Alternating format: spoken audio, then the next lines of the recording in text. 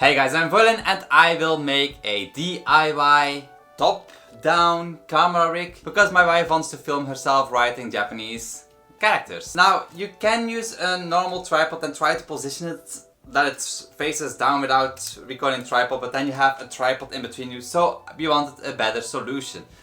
That's why I went to a Hyakuen shop. Basically, Hyakuen shop is kind of like a dollar shop here in Japan. And for less than $5 I made this. It's easy to set up, it does not take much space when you don't choose it. And that was one of the requirements. Also something I wanted was being able to put it on different heights, depending on what you want to do.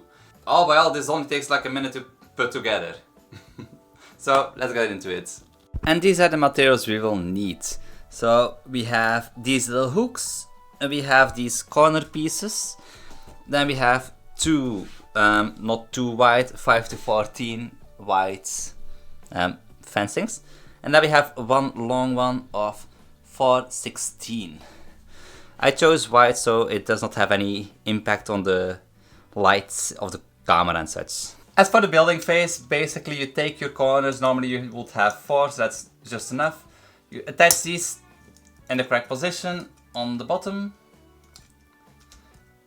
like this. You do the same for the other one. And then you take 6 of your hooks. You don't need to use 6, you can also just use 4. I choose 6 because it feels a little bit more stable. And then you add them on the height that you want. I will hang them somewhere over here, I think.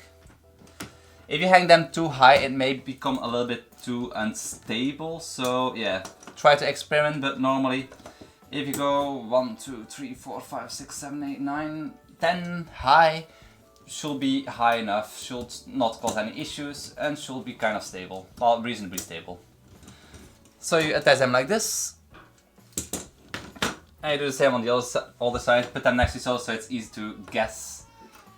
Then you just put them next to each other, they will fall over, it's not very stable, but the moment that you attach this thing, it becomes a little bit more stable. Then you just put them in the correct position, and to make this a little bit more stable, if you put your camera on top, it has more stability.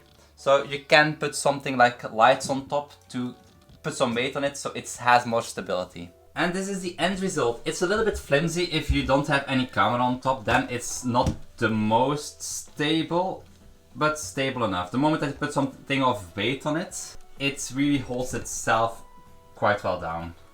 Something cool too, if you want more security, they also sell these kind of things to really attach them here. Or you can use one of those corner pieces to attach them more securely here. But I think this is more than good enough for this version. It does what I wanted it to do. You can put it higher and lower, and it works. The only thing I may do, this camera, the lens, it's like just big enough. So it can just go through the net of it. But my big camera that I'm using right now will not work. So what I will do for a better edition is to make a hole inside of the middle. Like cut this out, like this area, so a bigger lens could fit. But yeah, for a big DSLR camera, this is probably a little bit too big. But for this kind of a point and shoot, or like a GoPro or something, this is more than enough, and you can have your top-down shots of your books, your pencils, and whatever you like. Also your hands. And it's also very easy to pack away. You take this one away, and voila, it doesn't take up that much space, only like a little bit of vertical space, but that's about it. So if you think this video was helpful, please click like, click subscribe if you want to see more, and I'll see you all in the next one. Thanks for watching.